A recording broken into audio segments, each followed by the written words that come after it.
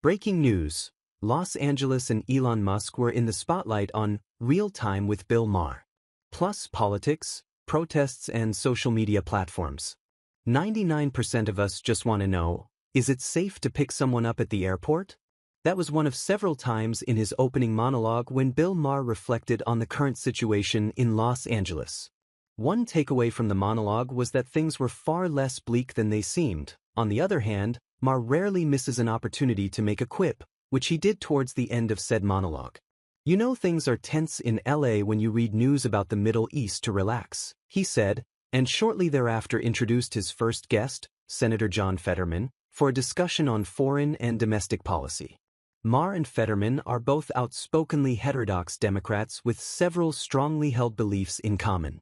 It was a largely friendly conversation, with Maher giving Fetterman plenty of space to defend himself and respond to, among other things, a recent New York article critical of his recent behavior. Maher made the implicit kinship between the two men more clear with an allusion to his dinner with the president earlier this year. "You talked to Trump," Maher said. "We all know that's bad." The roll of his eyes that followed was almost audible. Their rapport was also relatively light in tone, despite the gravity of some of the matters discussed. At one point, Fetterman declared, "Parts of my party want to try to turn me into Colonel Kurtz." Maher responded with the obvious, "You look like you could play the part." There was also a Chinatown reference later in the episode, for anyone who likes their talk shows with multiple references to great films from the 1970s. The one place where Maher seemed to push Fetterman came when Maher asked about former Israeli Prime Minister Ehud Olmert's recent statements about the need to end the war in Gaza. Had that changed Fetterman's thinking on the subject? Maher wondered.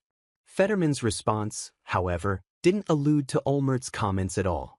It was an interesting line of questioning, but the response felt far less specific.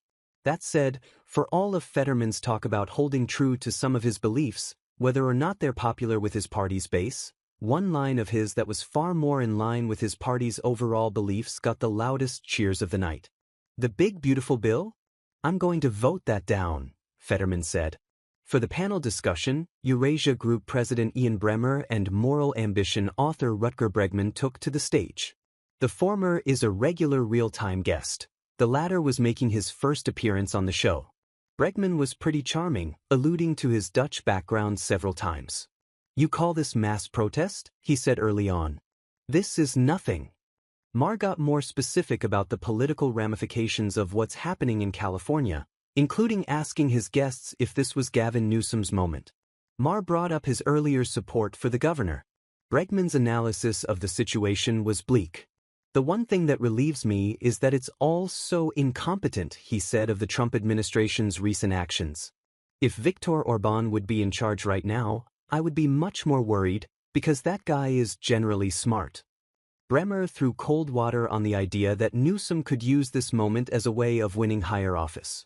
He pointed out that the Harris/Walz campaign hadn't turned protecting democracy into a winning issue in 2024, and that Newsom wasn't likely to do much better. Conversation eventually turned to AI, with Bregman proposing a universal basic income as a bulwark against its effect on the job market. He also cited John Maynard Keynes. Bremmer pointed out that "learn to code" has gone from good career advice to its exact opposite in 5 years' time.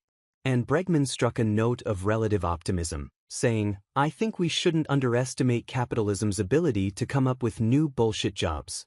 At episode's end, Maher reflected on Elon Musk's call for a new political party representing the political middle.